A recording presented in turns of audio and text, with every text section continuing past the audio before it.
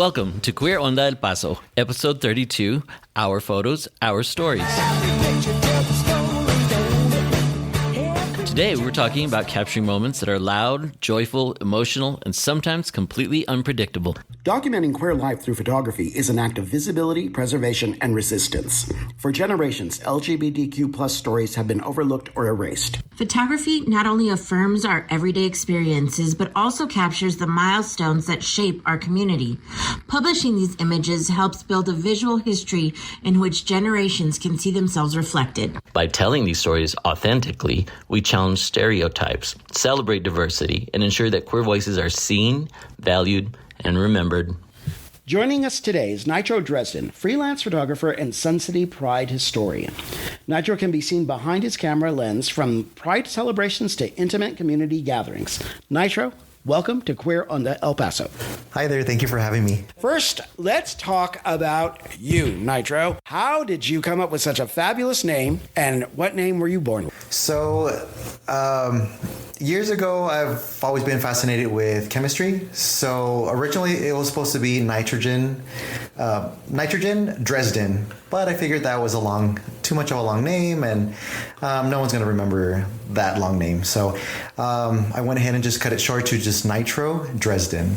I love it. And that's a great name. Thank you. And the reason why I chose Dresden is because I love the Dresden Dolls, and then also Gabriel and Dresden. So it's just music that I love. That is very cool. How cool. I thought of the Dresden Dolls when I was thinking about your name, and how cool there you are. I know, right? We were wondering how your name came about. What name were you born with? So my name is Roman, and my middle name is Angel, so Roman Angel. Friends, That's also Roman's a good name. country okay, name. Seriously, those are both really good names. I know, yeah. I'm going to write a story about Nitro and Roman. Yeah. It sounds good. So now, of course, the obvious question is, tell us a little bit about how you got started in photography in general, and then how did that transition into kind of being one of our historians here with the LGBTQ community here in El Paso? Perfect. So it started back in 2006, and at that time I had my fur babies.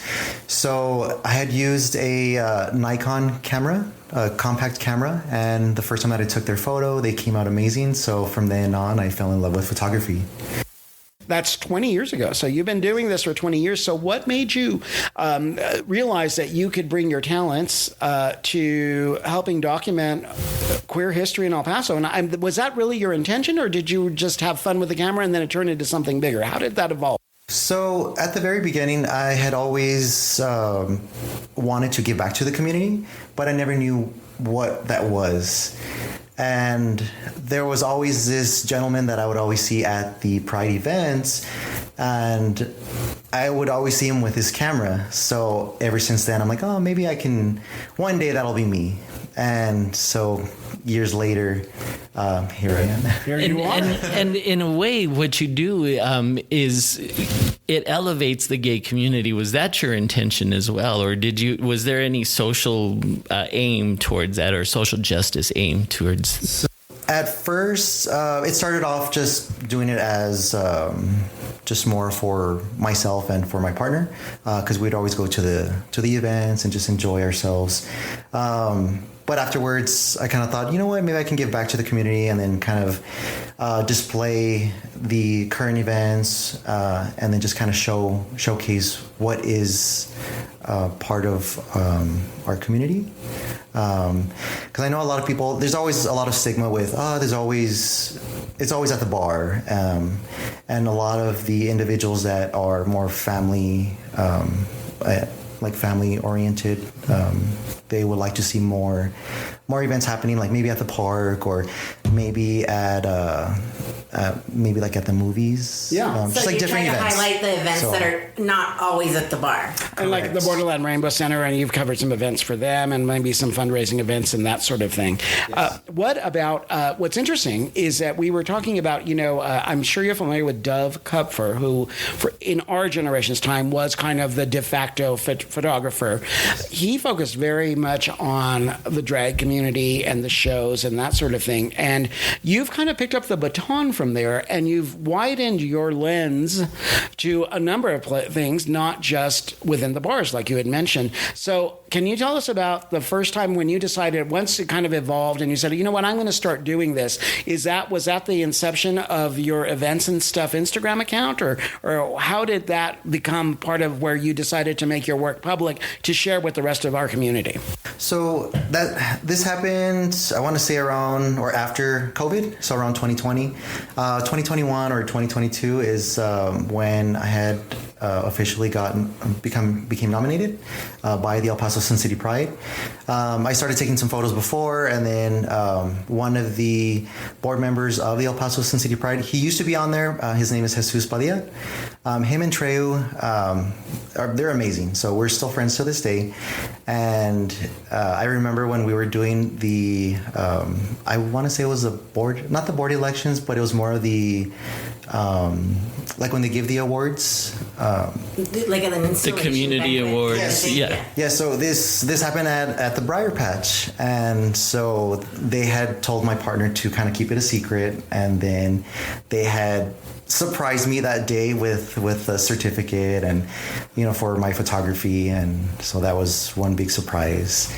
That's really cool. And it's really cool of El Paso Sun City Pride, too, because I think that they recognize the value that you bring to their events and to our community. So that must have felt really good. Yes, and absolutely. Good for your partner for keeping it a secret. Yes. I can't keep any secrets from my husband.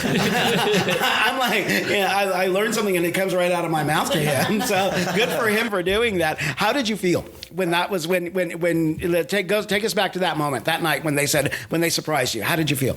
So I felt excited, and it was there was no words. I don't know. I was just I was just amazed, and for them to recognize. And you probably didn't expect that to be honored that way, right? Correct. I didn't expect it. But it was an amazing day. I think it's a sweet gesture on their parts, and I think it's well deserved on yours. I think that it's a lot of work.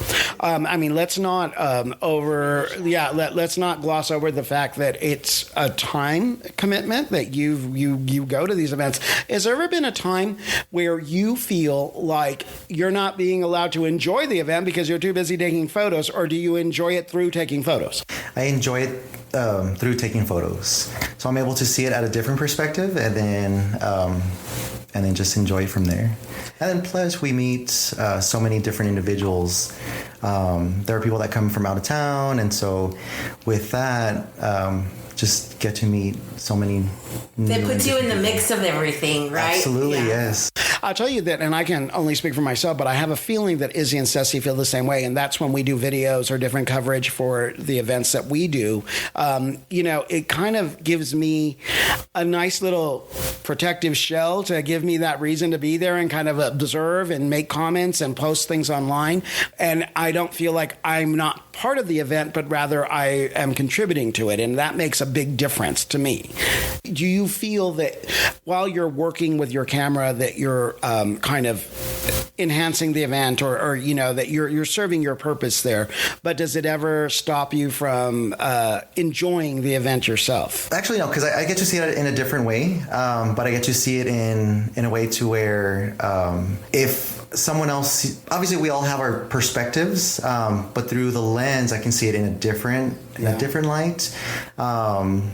No pun intended. Yeah, no, that's good. Go with it, honey. Yeah. We're all creatives. Yeah. But I love it. I get to express my artwork, and I get to enhance everyone's beauty through the lens. And I have to say, while we're talking about this episode, we will use some of your photos as part of the visual to accompany this, so that people that may not be familiar with the work can actually check some of it out. We'll include links. What have been some of the events that you've covered that have really kind of, aside from the fun part, we'll talk about the fun part in a little bit, the events, there's fetish parties and all that stuff that are great, make great photos, don't get me wrong. Let's talk a little bit about what pulls at your heartstrings. Have you ever covered an event that really was emotionally significant to you? The one that really stuck with me was the teen prom. I thought that was amazing. We have to have a venue for the younger generation to see that there is a community for them. growing up, there is no information out there for our community. So we have to kind of lean towards the internet and see what is out there. And, I do love showcasing my artwork just so that other people can see that there is, the M Factor, or there is the Borderland Rainbow Center, or, the other communities within, the other organizations within our community.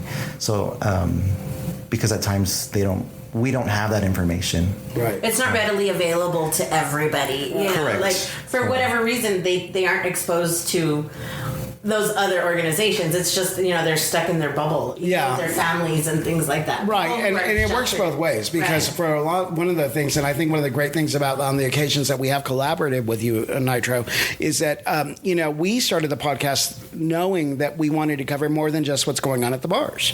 Izzy and I had a magazine in the early 2000s that really did focus pretty much on what was going on in the bars, but we live in a much more vibrant, much more multifaceted community now. And so there are lots of places with social media and all these other venues that are available to us where we can showcase PFLAG and Borderland Rainbow Center and some of these other organizations that are more community-based, not so much bar-based. But the bars are fun. Let's talk about that. Okay, so now that was interesting to know that you're the one that was emotionally satisfying for you. One of the ones that was mostly emotionally satisfying for you was the teen prom. What was one of the ones that was just like, this is just queer joy in all its form? I mean, what have you ever been behind your camera and just say, this is it? This is queer joy.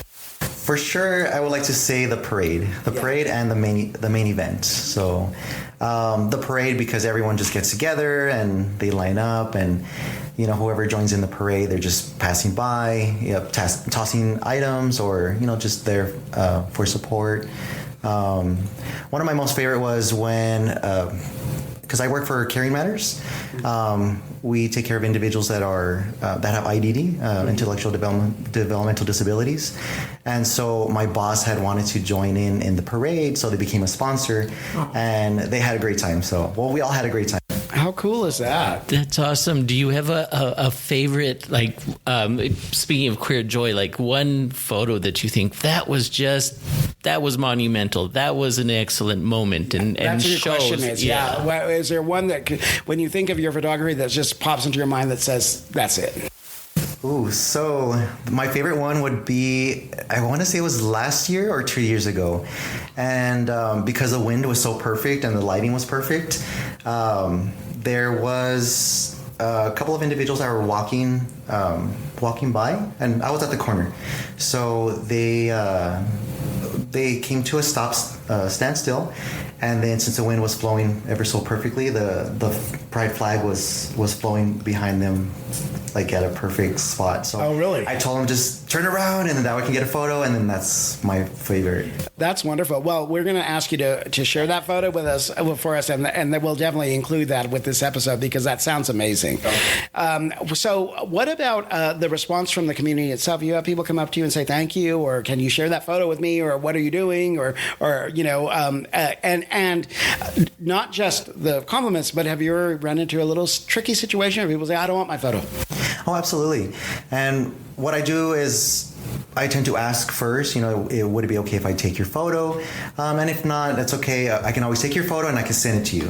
So no worries. I respect, the privacy. Mm-hmm. And I understand, not everyone is out there on social media. And especially if they are firstly coming out, then I do respect that. Yeah. So. Yeah, that is something that we all have to be careful of, I think, any of us that are, taking photos. If it's in public, it's fair game, but it's nice to be sensitive about those things, particularly if people are not quite comfortable being photographed in a obviously queer setting, so that makes sense. Is that one of the reasons why you use a camera as opposed to your phone?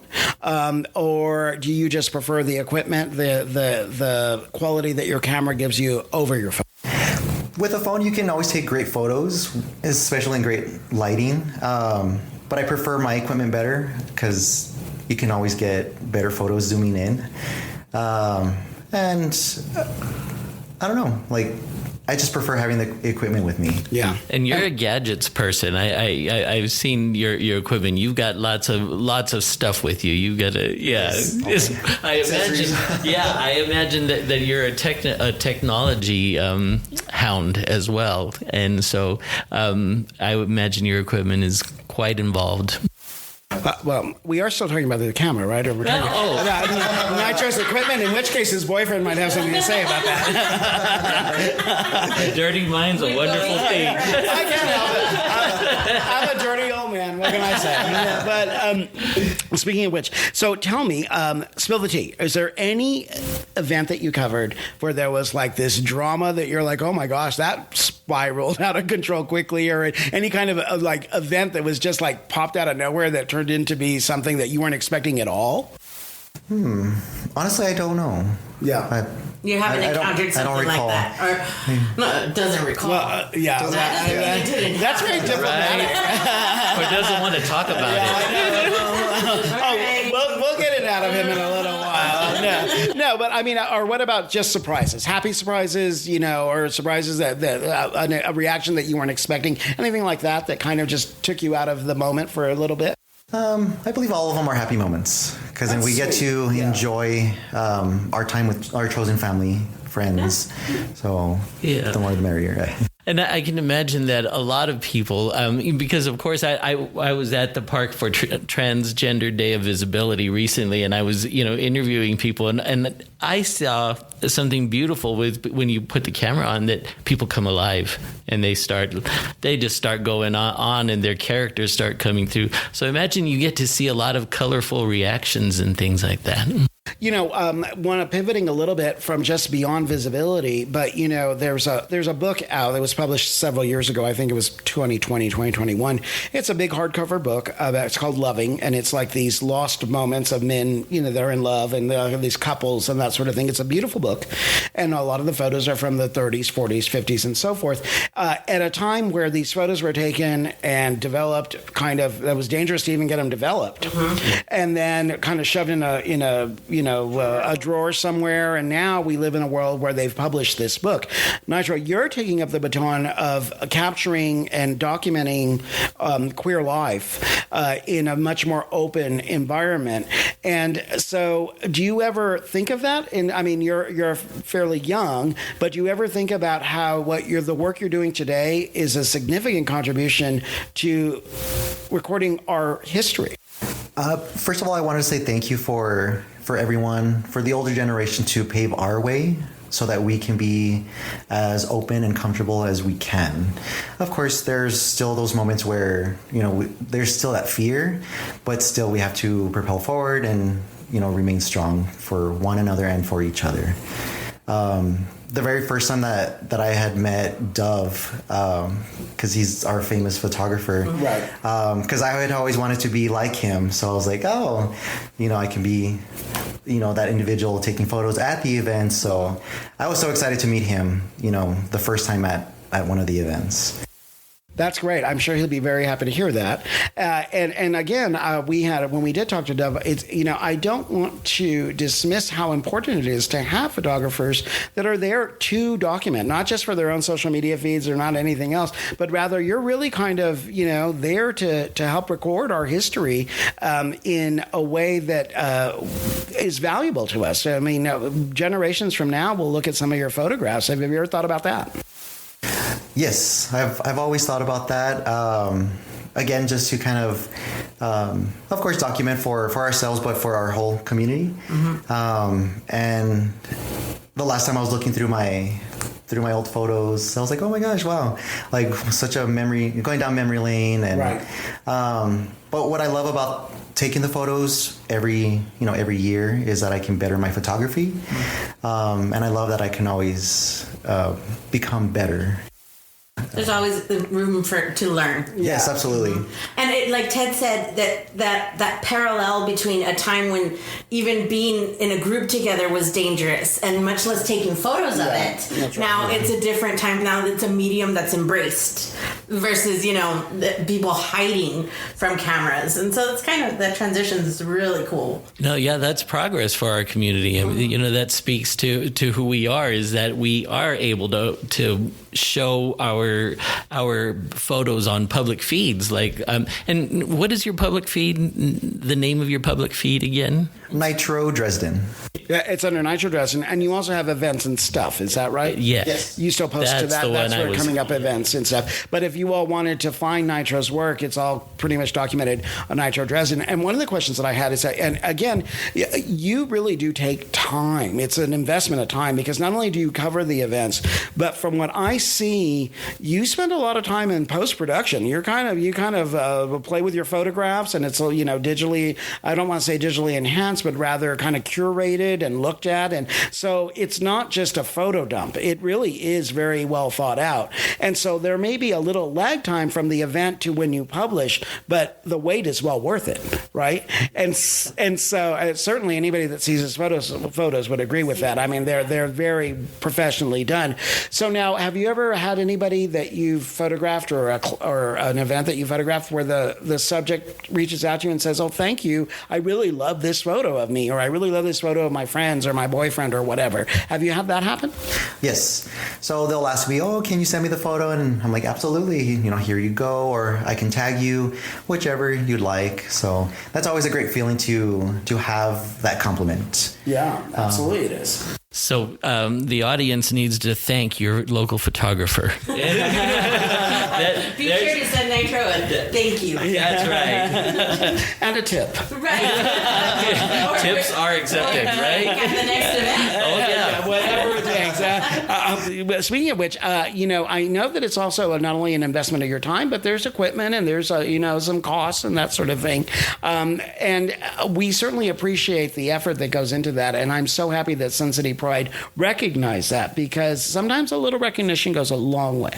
It makes you feel validated, but it also makes your work seem appreciated. Absolutely. Yes. So what are you envisioning for the future of your photography and our community? I know that we've got Pride coming up, and I know that you're extremely involved with that. So what are you working on right now? So I just recently finished doing a graduation photo shoot for one of our friends. And so I had a great time with the photo shoot.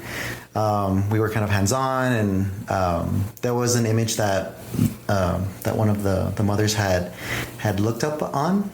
So it was blowing like glitter. Wow. And so we had the little particles everywhere. So I had her help me out, and so it was a great time. Cool. So you do private work as well? Yes. Okay. Oh, good, excellent. That's good to know. So Nitro is you want explosive results? Call Nitro. I'm corny that way too. I'm a horny, corny old man. Well, no, and you're giving away marketing tips for him, so that's a good thing. Yeah. When it comes to publishing people in the queer community, and maybe those that might require or ask for permissions, do you ever run into that? Yes. So if it involves any younger children, I do reach out to those individuals and ask, "Hey, is it okay if I post, your kiddo?" The last time at the trans visibility event, I did reach out to one of the gentlemen. He had his family there, so he's like, "Oh yeah, absolutely, go ahead." And so I'm like, "Okay, great." So I was able to post him and his family. So. It's just about, you have to be vigilant, right? Yeah. Yes, just to protect, everyone. Yeah. Particularly with the trans community, that is the tread very lightly of a community, because you don't want to put anybody in a compromising situation with their own family or sometimes, unfortunately, the public. So With their employer. Yeah, exactly. So it's a learning experience, and it always requires a delicate touch, which I know you're extremely careful about, which is another big part of the responsibility of being a photographer. photographer for any community, but particularly the trans community and the LGBTQ community, like we mentioned, where not everybody may not be so willing to jump in front of the camera. Yes, yeah. I remember the very first one of the first Pride parades. I was with some friends, and I wasn't completely out of the closet, although, again, the closet door was probably made of glass. Everybody could see, But the news station was there, right?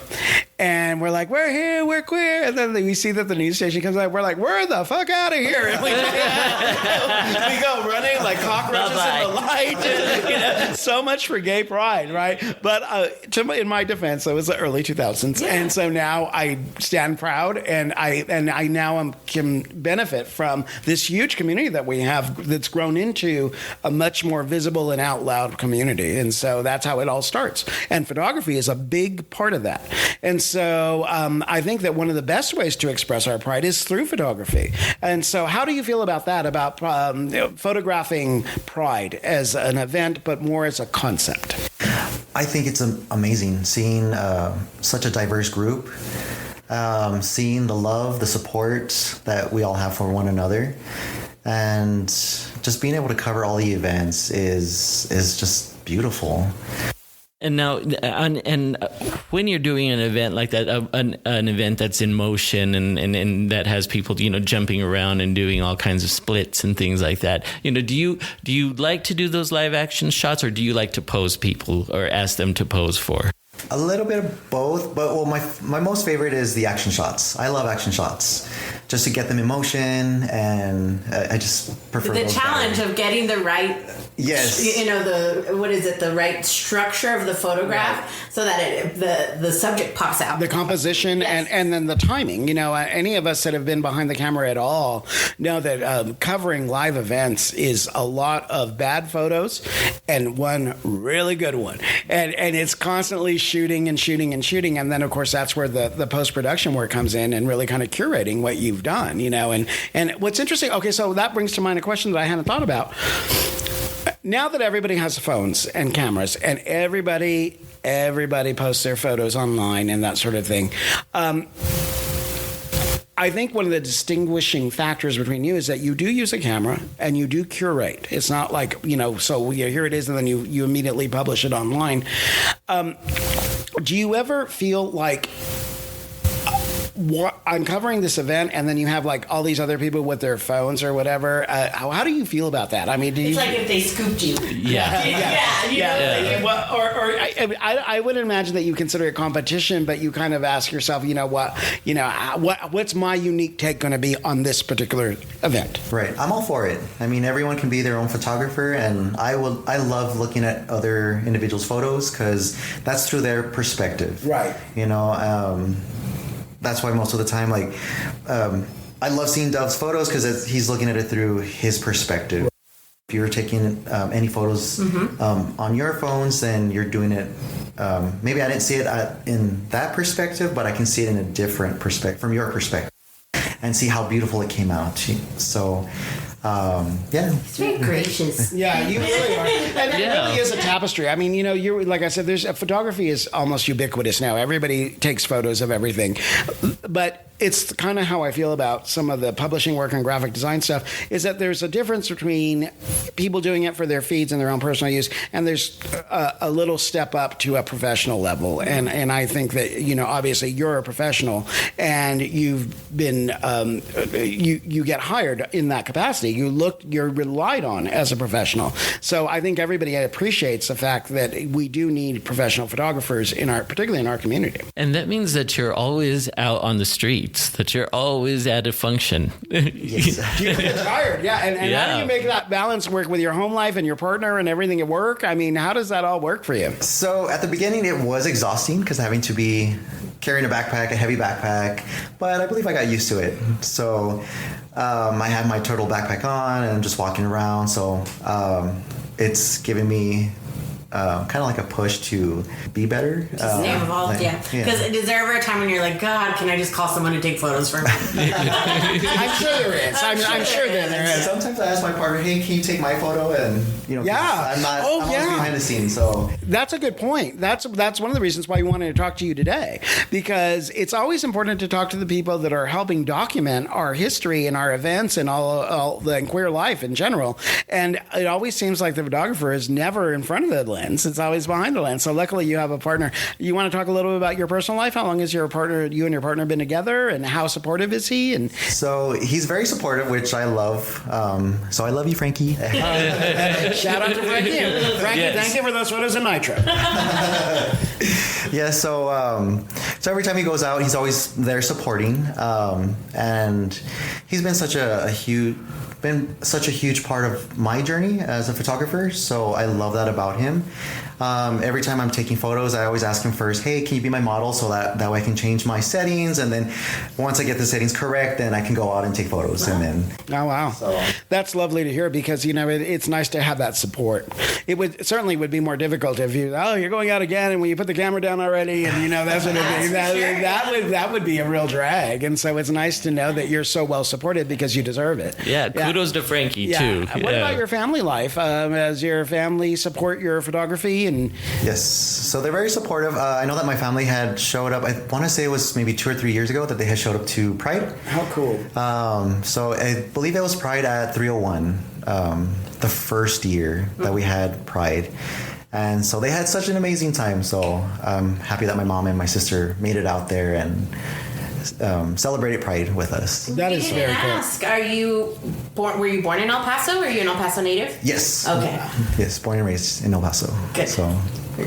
It's kind of like, and also, that one of our other guests made it a point to say, in El Paso, if you find out that they're a fellow El Paso, and the second question is, what high school did you go to? I went to Del Valle High School. Ceci's a Del Valle alum too. He's been doing this for 20 years. You said, right? He started photography in 2006. Way after me, though. Yeah.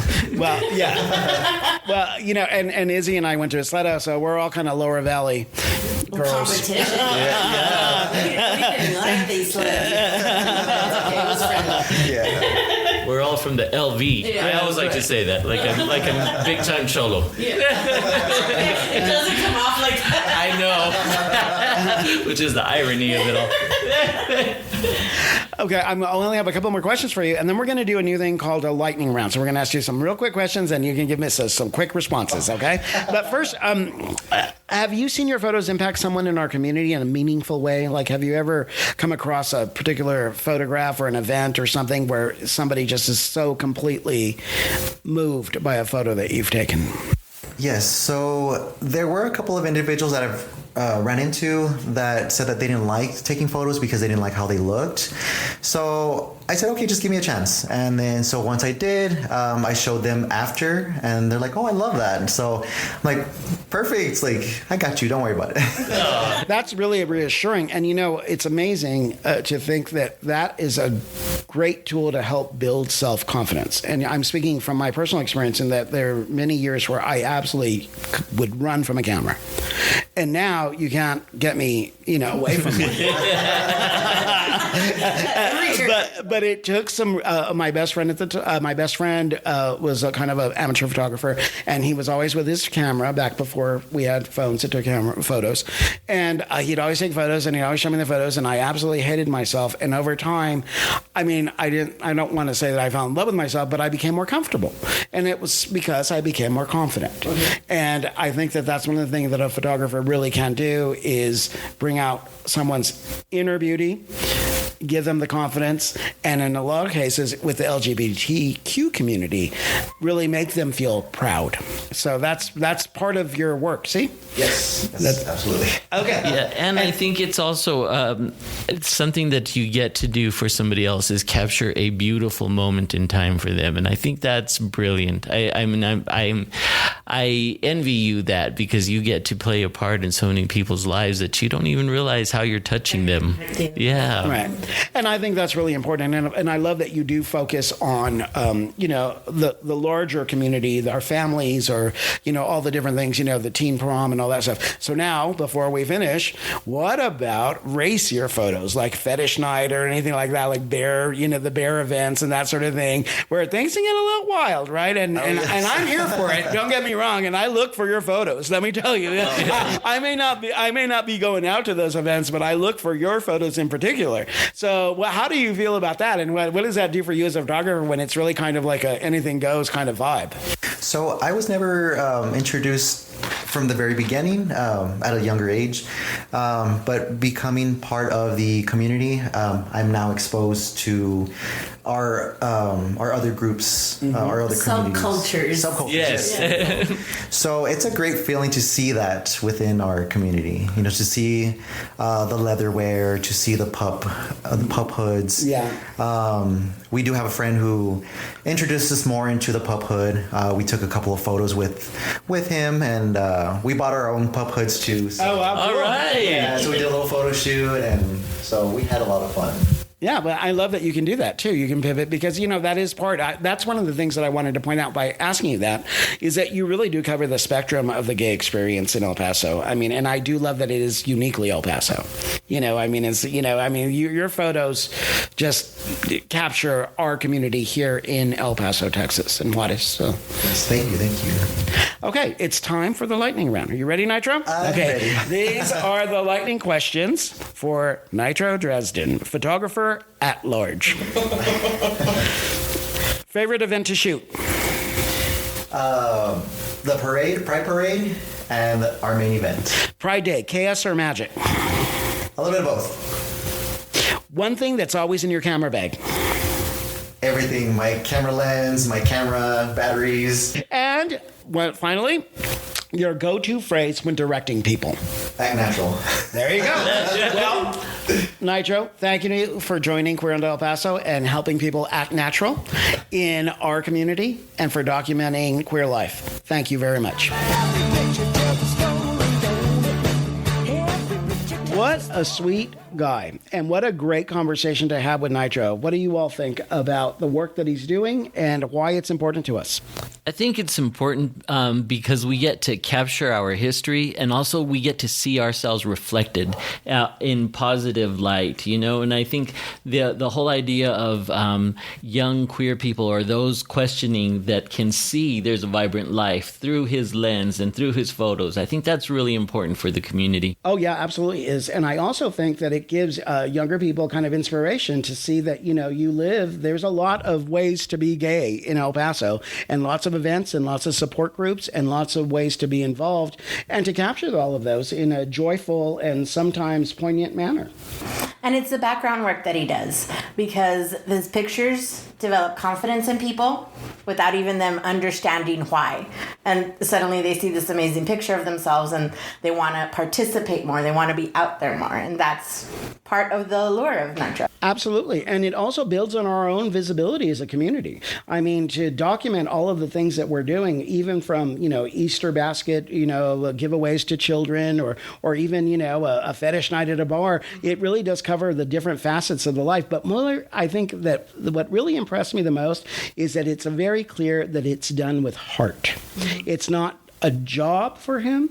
It is a labor of love. And that comes through in the way he approaches his work and the way he approaches his subjects and the events that he covers. That it's a lot of work to go in and edit photos. Yeah. And, even on your own time, the photos you take on your phone, they never quite come out like you see Nitro's doing. You wonder, how does he do that? Yeah, exactly. And so many of them. Yeah. Yeah, and Nitro does that all of his own volition, of his own time, of his own resources. And I think that shows the care for our community as well. So if you see Nitro out and about in our community behind his camera, make sure to give him a shout out. Tell him thank you. And Cess, where can we find his work online? His Instagram handle is at Nitro Dresden.